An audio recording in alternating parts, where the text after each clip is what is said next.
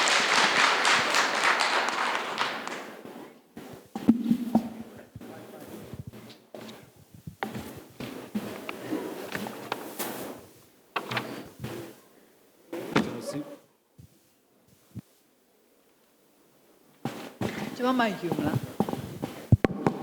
Hello Okay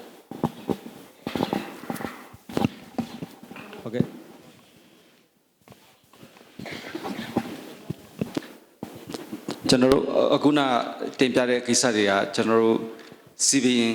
area ထဲမှာရှိတဲ့မြို့ထဲမှာရှိတဲ့ area များဖြစ်ပါတယ်ကျွန်တော်ကွင်းစင်းလည်းကြည့်ပြပါခင်ဗျဒါပေမဲ့ကျွန်တော်တို့လက်ရှိမှာတော့ budget မရနိုင်သေးတဲ့အတွက်အဲ့ဒါလေးကျန်တာဖြစ်ပါတယ် budget ကလည်းနည်းနည်းတွက်ချက်မှုရနည်းနည်းများတယ်ခင်ဗျအဲ့ဒါကြောင့်ကျွန်တော်19-20အဲ့ budget မှာပဲကျွန်တော်တင်ပြတောင်းခံပြီးတော့အဲ့ဒီခွင့်ပြုချက်နဲ့ပဲကျွန်တော်ဆက်လက်ဆောင်သွားပါခင်ဗျ မိုက်ပြန်ပေးပါ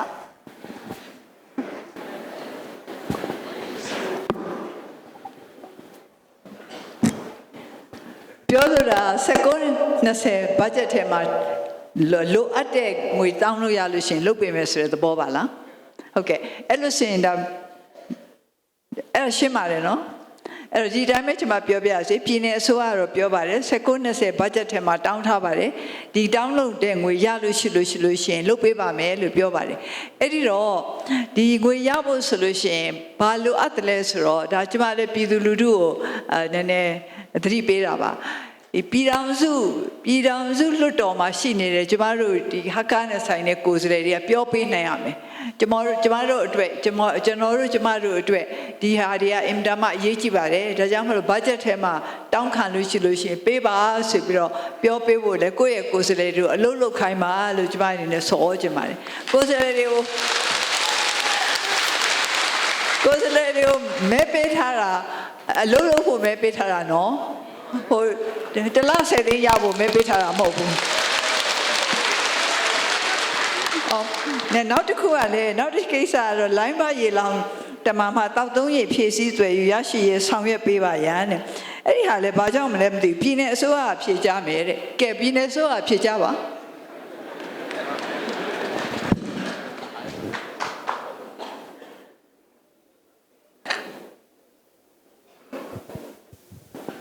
မရရင်ကျွန်မမိုက်ခါလို့ရပါတယ် Hello Hello ကာယပထမကအဲ့ဒါစီပင်ဝန်ကြီးအခုအတိတ်ရောက်လာတဲ့စီပင်ဝန်ကြီးဖြစ်တဲ့အတွက်ကျွန်တော်အသေးစိတ်ကျွန်တော်လွတ်ဆောင်တဲ့ဟာကိုသူဟိုမတိရတော့ဖြစ်ပါတယ်ကာယကပြည်တော်ရက်ကွက်မွန်ဒါvàဘုရားကျောင်းလမ်းမှာဘူချုပ်လမ်းပုံကြီးကျောင်းအောက်ထိဆိုတဲ့လမ်းအခုကျမတို့ပြောနေ line ပါရေအောင်တမမဟုတ်ကဲ့အဲ့ဒီရေလောင်တမမတောက်သုံးရေဖြည့်စည်းဆွဲယူရရှိဖြစ်ပါတယ်အဲ့ဒီဟာလေးဘူပြန်ဖြည့်စည်းခြင်းလို့ဒီဟာကအမျိုးသားတဘာဝဟိုပြီးဘူကမတီမှာကျွန်တော်တို့တင်ပြတောင်းခံပြီးသားဖြစ်ပါတယ်ကျွန်တော်တို့အဲ့ဒီဖာကိုကျွန်တော်တို့မြို့သားတဘာဝပြီးနေပြီးတော့ပြန်ကြတည်တာလည်းဖြစ်ပါတယ်နောက်ခါခွေပြီးတော့တာရက်ကိုအထကတုံချွန်ကျောင်းအင်အောင်မှာဘူချုပ်လန်ဝ MCA လန်ဆုံတိဆိုတာလေဒါလည်းတဘာဝပြီးမှကျွန်တော်တို့ကတင်ကျူတင်ကကွယ်မှုမှာကျွန်တော်တို့ကတင်ပြထားပြီးသားဖြစ်ပါတယ်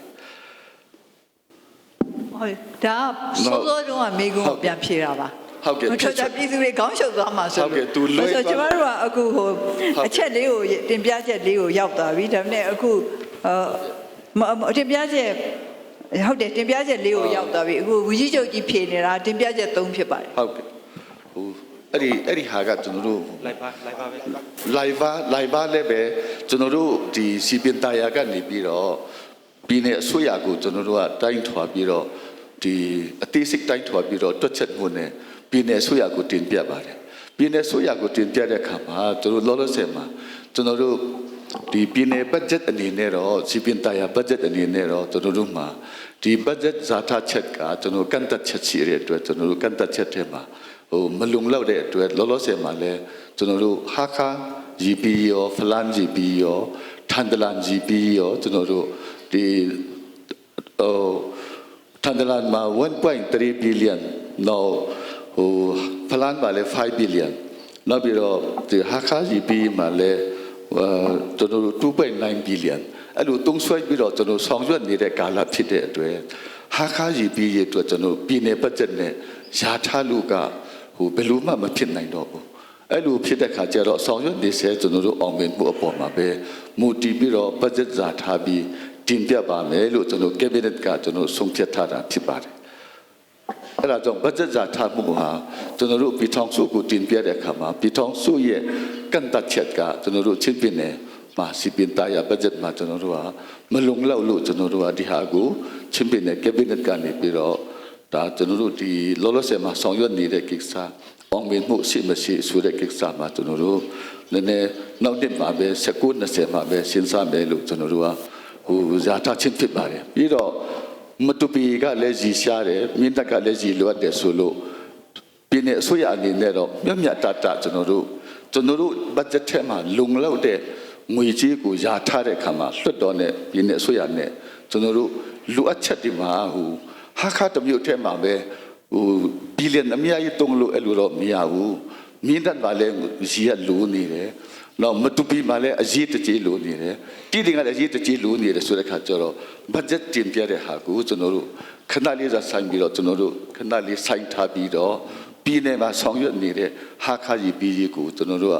တွန်းတိုက်ကျွန်တော်တို့ကနေအောင်ညောကျွန်တော်ဆောင်ရွက်နေခြင်းပဲဖြစ်ပါတယ်အဲ့ဒီကိစ္စကိုအဲ့ဒါကြောင့်ကျွန်တော်တို့ဇာတာချက်ကိုကျွန်တော်တို့ခဏလေးဆက်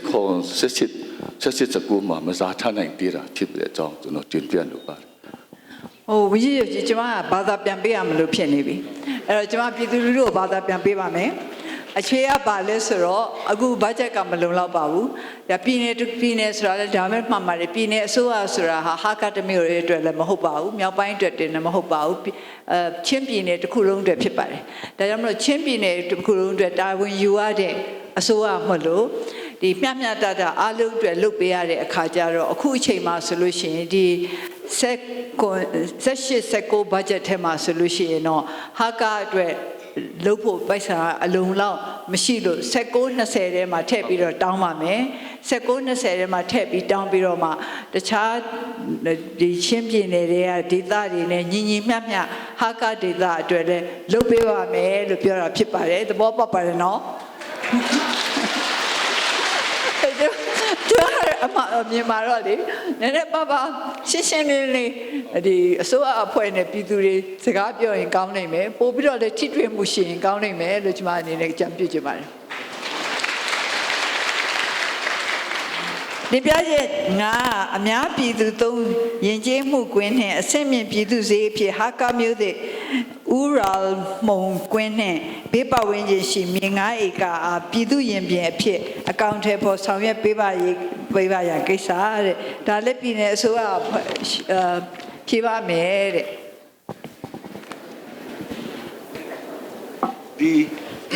ဒီကိစ္စနဲ့ပတ်သက်လို့ရှင်လည်းကျွန်တော်ပဲဆက်လက်ဖြေရှင်းပါမယ်ဒီကိစ္စကကျွန်တော်တို့ကဒီစီပင်ဘတ်ဂျက်နဲ့ကျွန်တော်တို့ဇာထားလို့မရပါဘူးအဲဒါကြောင့်ဒီရင်းနှီးမြှုပ်နှံမှု investor တွေဖြစ်ခေါ်ပြီးတော့ကျွန်တော်တို့ဆက်လက်ဆောင်ရွက်သွားမယ်လို့ကျွန်တော်စီစဉ်ထားတာဖြစ်ပါတယ်အဲ့ဒါရှင်းပါတယ်နော်ဟိုအစိုးရဘတ်ဂျက်ထဲကမဟုတ်ဘဲနဲ့ပုဂ္ဂလိကလုပ်ငန်းရှင်တွေကိုခေါ်ပြီးတော့ဒီဟာကိုလုပ်ဖို့အတွက်ဖိတ်ခေါ်ပါမယ်အများဆုံးဖြစ်အောင်လည်းလုပ်ပေးပါမယ်ပြီးတော့ကျွန်မတင်ပြချက်6ကိုတော့ကျွန်မပဲဖြေပါမယ်ဟာကမြို့တိုးချက်ရက်ွက်တွင်လမ်းမီရေရရှိနိုင်ရေးအတွက်နိုင်ငံတော်မှကျပ်သန်း1000ကူညီထောက်ပံ့ပေးပါရတဲ့အဲ့ဒါဆိုရင်တော့ကျွန်မပြန်ပြီးတော့ပြည်တော်စုတက်ဆိုင်ရာပြည်တော်စုဝင်ကြီးဌာနတွေကိုမေးရပါမယ်မေးပြီးတော့ဒီစီမံဘဏ္ဍာဆိုတာတော့ဒီ budget နဲ့ပတ်သက်ပြီးတော့ဘယ်သူကဘယ်လောက်တောင်းလို့ရှိလို့ရှင်ဘယ်လောက်ထိပေးမယ်ဆိုတာဆုံးဖြတ်တဲ့ဝကြီးဌာနပါအဲ့တော့စီမံဘဏ္ဍာနဲ့လည်းကျွန်မဆွေးနွေးပြီးတော့စောစောတုန်းကဝကြီးချုပ်ကြီးပြောသွားသလိုပေါ့နော်ချင်းပြည်နယ်မှာဆိုရင်ဟာကတမျိုးတွေအတွက်စဉ်းစားလို့မရဘူးပြည်နယ်တစ်ခုလုံးအတွက်စဉ်းစားရတယ်ကျမတို့ပြည်တော်စုအစိုးရကလည်းချင်းပြည်နယ်တစ်ခုတည်းအတွက်ကွက်ပြီးစဉ်းစားလို့မရဘူးတတိုင်းပြည်လုံးအတွက်စဉ်းစားရတယ်အဲ့တော့မျှတတဖြစ်အောင်လို့ကျမတို့ဘယ်လိုလုပ်နိုင်မလဲလို့စဉ်းစားပါမယ်ဒါပေမဲ့ကျမအတိပေးချင်တာတော့ကျမတို့ဒီလမ်းတို့ရေတို့နဲ့ပတ်သက်လို့ဝေးလံခေါင်တည်တဲ့ဒေသတွေခက်ခဲသွားလာခက်ခဲတဲ့ဒေသတွေအရင်တော့ဖွံ့ဖြိုးမှု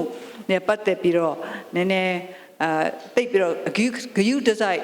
လုတ်ပေးခြင်းမခံရတဲ့ဒေသတွေကိုဦးစားပေးပါတယ်ကျမတို့ချင်းပြည်နယ်ကိုလည်းတကယ်ဦးစားပေးပါတယ်ဒါပေမဲ့ကျမတို့နိုင်ငံဟာချမ်းသာတဲ့နိုင်ငံမဟုတ်တဲ့အခါကျတော့ကျမတို့မှာရှိတဲ့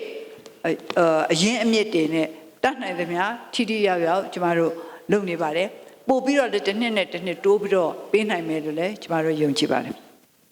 ဒီတော့ လက်ဆောင်ပစ္စည်းများပေးရခြင်းနဲ့အဲ့ဒါကိုမပေးရခြင်းကျမအချိန်ဘယ်လောက်ရှိလဲဦးမင်းသူကျမသေးတယ်ဆိုလို့ရှိရင်ပြည်သူလူထုတွေကပြောစရာဆိုစရာမေးစရာတော့ရှိလို့ရင်လက်ထောင်ပြီးတော့ရဲရဲတင်းတင်းပွန့်ပွန့်လင်းလင်းနဲ့ပြောပါမေးပါဘာဖြစ်လို့လဲဆိုတော့ကျမတို့တွေးဆောင်ကုန်ဆိုတာရခဲ့ပါတယ်တွေးဆောင်ကုန်ရတုံးကိုပို့ပြီးတော့တယောက်နဲ့တယောက်အကြောင်းသိအောင်လို့ကြိုးစားပေးစီကြပါတယ်အဲ့တော့တန်းစီလိုက်ပါလက်ထောင်ပြီးတော့အရင်ဆုံးလက်ထောင်တဲ့လူကအရှိဆုံးဆင်အရှိဆုံးလားနောက်လက်ထောင်တဲ့လူကနောက်ကနေစောင့်ပေါ့ကလေးတွေမေးချင်လို့ရှိရင်တတိရှိရှိနဲ့လက်ထောင်ပြီးတော့မေးလို့ရပါတယ်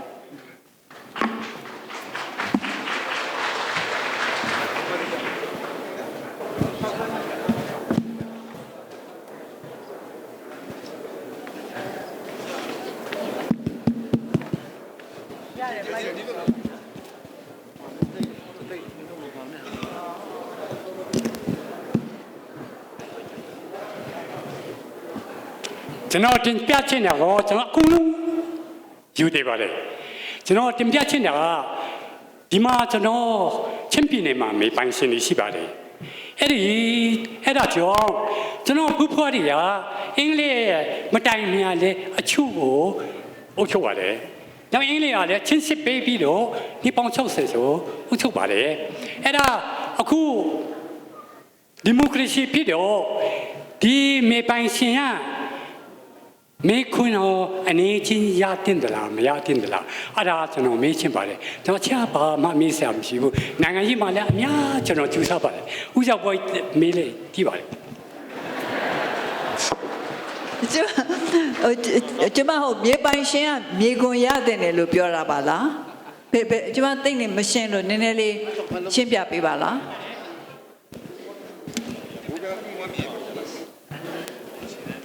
မေပိုင်ရှင်ဟာ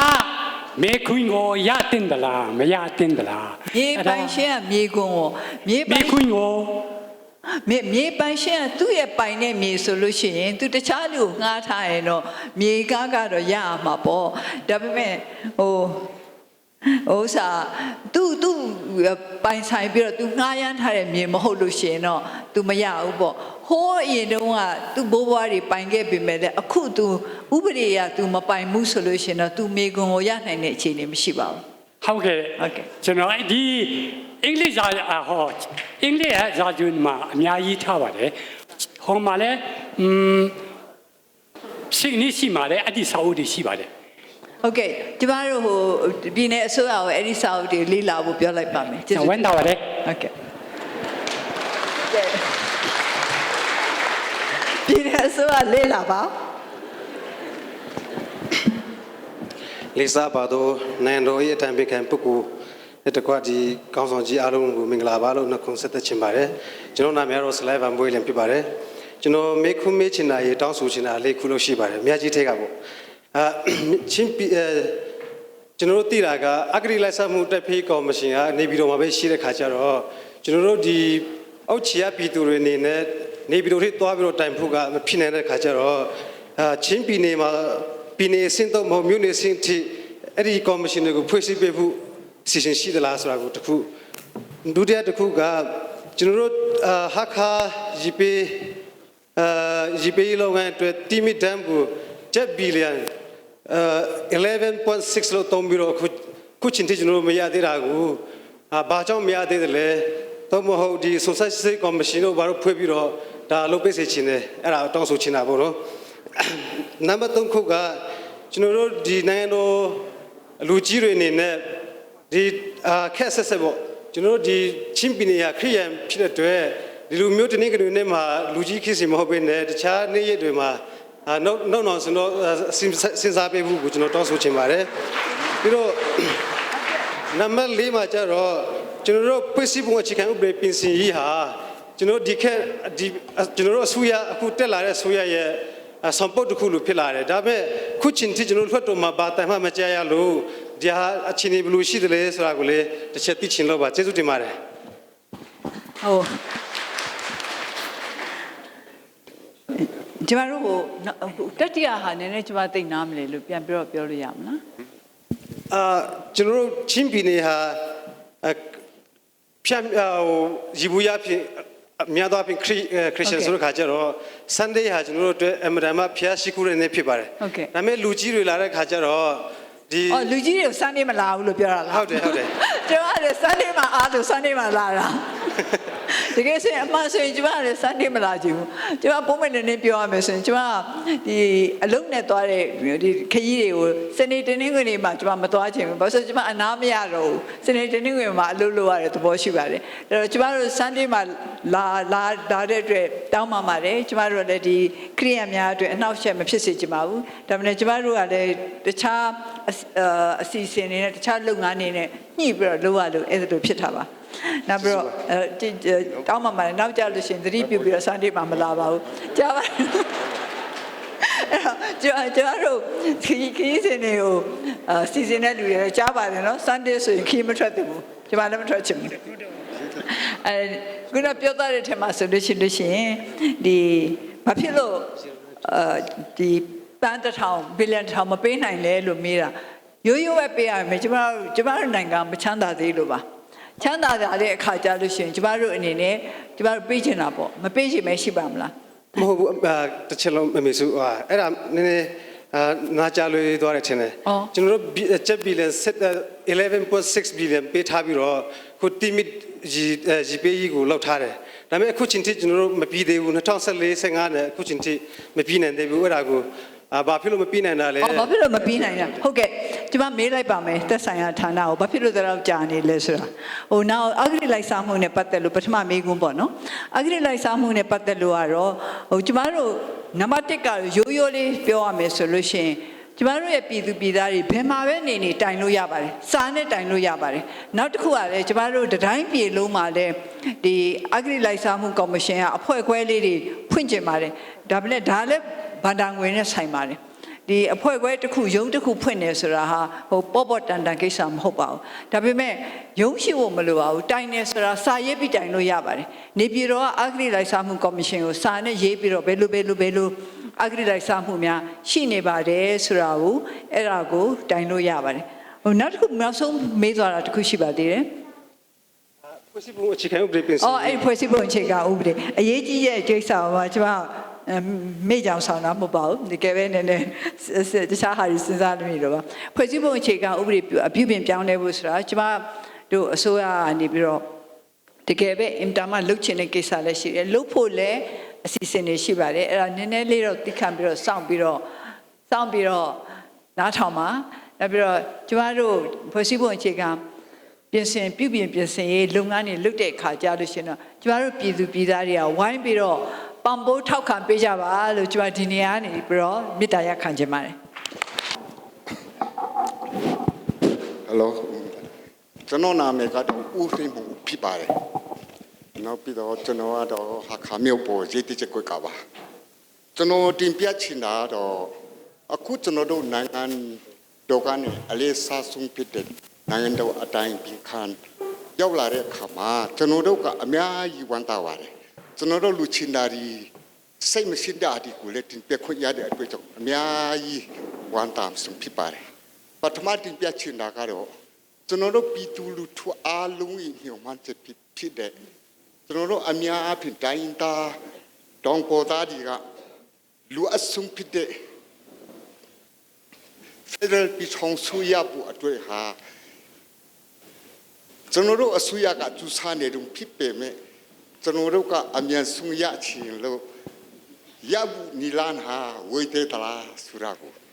နီးတလားဝေးတာဆိုတာပထမချက်တင်ပြချင်တယ်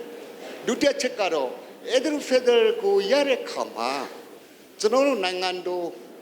လွတ်လပ်ရေးဖခင်ကြီးဘုရားအောင်ဆန်းနေပြီးကျွန်တော်တို့တိုင်းတာအားလုံးပြင်လုံးမှာစားချုပ်တဲ့အတိုင်း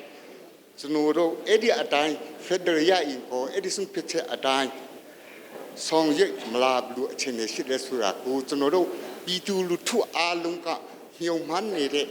တကယ်လူချင်းတဲ့အစိတ်အပိုင်းဖြစ်လို့အဲ့ဒါကျွန်တော်လဲဆာဆာနဲ့ကျွန်တော်တင်ပြမြင်မြန်ချင်ပါတယ်ကျေးဇူးတင်ပါတယ်ပထမမေးခွန်းကတော့ကျမတို့ Federal စစ်မှန်တဲ့ Democracy Federal ပြည်ထောင်စုကြီးထူထောင်နိုင်ဖို့အတွက်ဟာ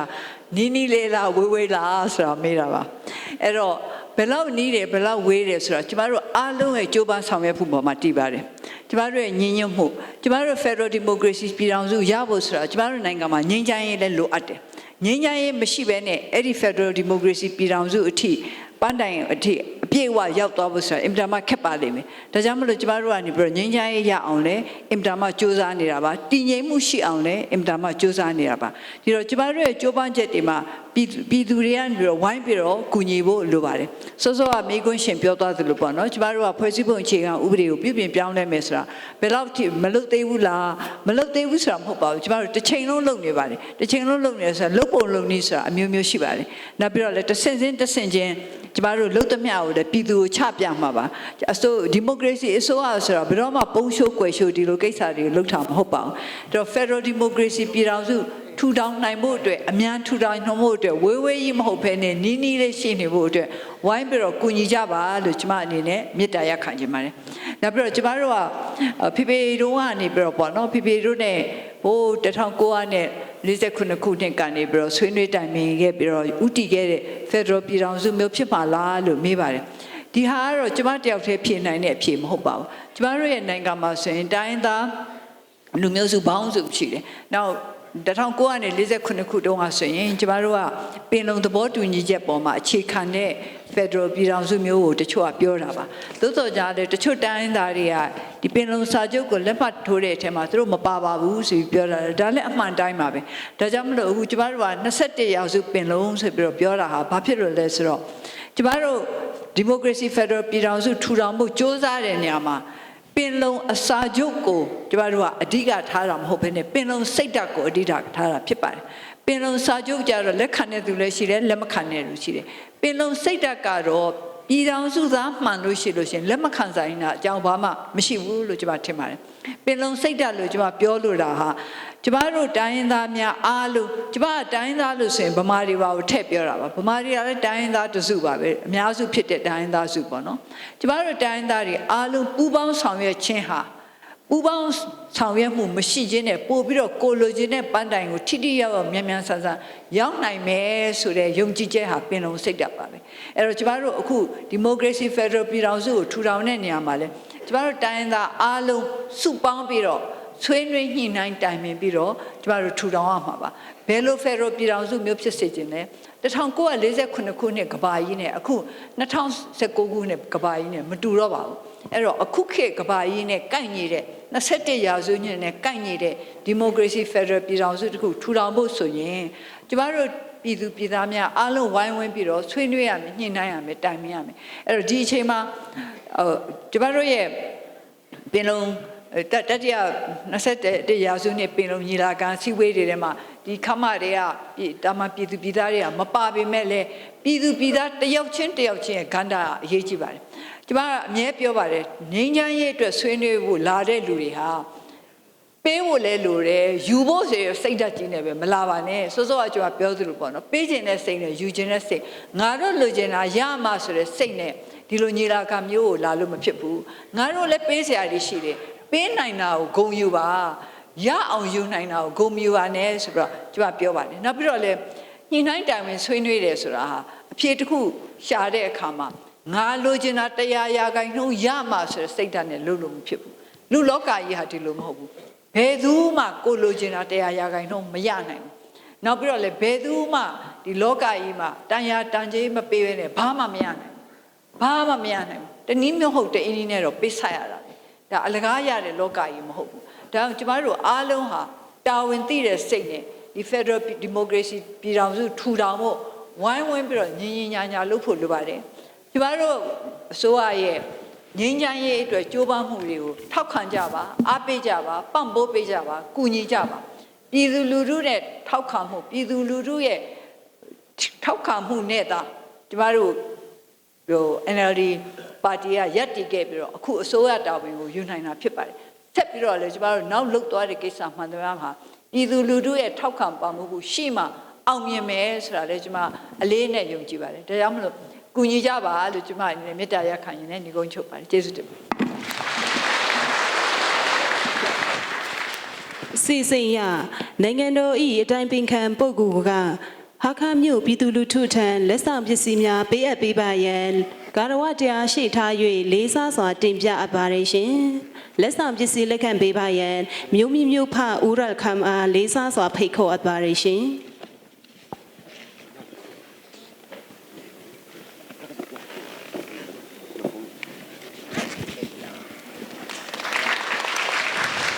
လက်ဆောင်ပစ္စည်းပေးအပ်ပေးပါသော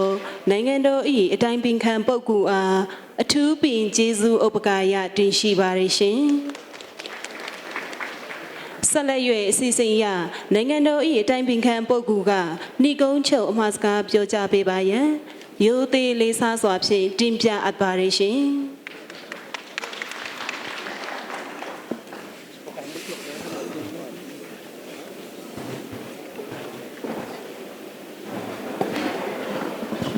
အခုကျမတို့ဒီလိုပြည်သူလူထုနဲ့တွေ့လာရတဲ့အချိန်လေးဟာအင်မတန်မှတိုတောင်းတယ်လို့ကျမစိတ်ထဲမှာခံစားမိပါတယ်။ဒါပေမဲ့လည်းရတဲ့အခွင့်အရေးကိုကျမတို့ယူပြီးတော့ဒီလိုတယောက်နဲ့တယောက်ပြောဆိုဆွေးနွေးနိုင်တာကိုကျမအားရပါတယ်။နောက်ပြီးတော့ကျမတို့ရဲ့ဒီဟာကာပြည်ထောင်စုသားသမီးများဟာပွင့်လင်းလင်းနဲ့မေးစရာရှိတာမေးတယ်ပြောစရာရှိတယ်ပြောတယ်အဲ့ဒါကိုလည်းကျမတို့အင်မတန်မှကြိုဆိုပါတယ်။ဒီလိုပဲကျမတို့အချင်းချင်းယုံကြည်နဲ့ညီညွတ်နဲ့ဆက်ပြီးတော့သွားနိုင်မယ်ဆိုလို့ရှိရင်ဒီဟာကာမြို့ရဲ့လိုအပ်ချက်တွေသာမကချင်းပြည်နယ်ရဲ့လိုအပ်ချက်တွေသာမကကျမတို့ရဲ့ပြည်ထောင်စုတစ်ခုလုံးရဲ့လိုအပ်ချက်တွေကိုကျမတို့ကဖြည့်ဆည်းပေးနိုင်မှာပါဒီလိုဖြည့်ဆည်းပေးနိုင်ဖို့အတွက်သာကြိုးစားနေတာဖြစ်ပါတယ်ဒါပြီးတော့ကျမတို့ဒီစောစောပြောသလိုပေါ့နော်ကလေးများကိုကျမတို့ရှေ့မှာလာထိုင်းဆိုတာတော့ကလေးတွေကသေးလို့အနောက်မှာဆိုရင်မမြင်ရမှာဆိုလို့မကြားရမှာဆိုလို့ဖြစ်သလိုကျမတို့ရဲ့အစိုးရအဖွဲ့ဝင်တွေကိုဒီကလေးတွေကိုမမေ့ပါနဲ့ဒီကလေးတွေရဲ့အနာဂတ်အတွက်ကျမတို့လုပ်နေတာပါဥပမာဆိုလို့ရှိရင်ကျမသတိပြုမိတယ်ကျမတို့ရဲချုပ်ကြီးကcrowd management ပေါ့နော်လူစုလူဝေးကိုထိမ့်သိမ့်တဲ့နည်းတွေကိုရဲတွေကိုသင်ပြီးတော့အခုသူကိုယ်တိုင်လုပ်ရတာဒီနေ့မှပဲလုပ်တာကျမမြင်ဘူးတယ်ကလေးတွေကိုလိုက်ပြီးတော့ထိမ့်ရတာ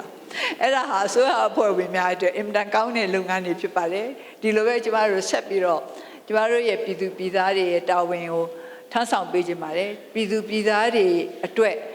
ကောင်းကျိုးရှိမဲ့လုပ်ငန်းတွေကိုလုပ်နိုင်ပါစေလို့ကျမတို့ဆုတောင်းတယ်လို့ကျမတို့စူးစမ်းပါတယ်ကျမတို့အတွက်လည်းကျမတို့ရဲ့ပြည်သူပြည်သားပြည်ထောင်စုဘွားသားသမီးများအားလုံးကနေပြီးတော့ဘုရားသခင်ထံမှာဆုတောင်းပေးကြပါလို့ကျမအနေနဲ့မေတ္တာရပ်ခံပါတယ်ကျေးဇူးတင်ပါတယ်စီစီယာဒီကနေ့ကျင်းပပြုလုပ်သောနိုင်ငံတော်၏အတိုင်ပင်ခံပုဂ္ဂိုလ်နှင့်ဟာခါမြို့မိမြို့ဖများပြည်သူလူထုများတွေ့ဆုံပွဲအခမ်းအနားအောင်မြင်စွာပြီးမြောက်ကြောင်းကြီးညာအပ်ပါရရှင်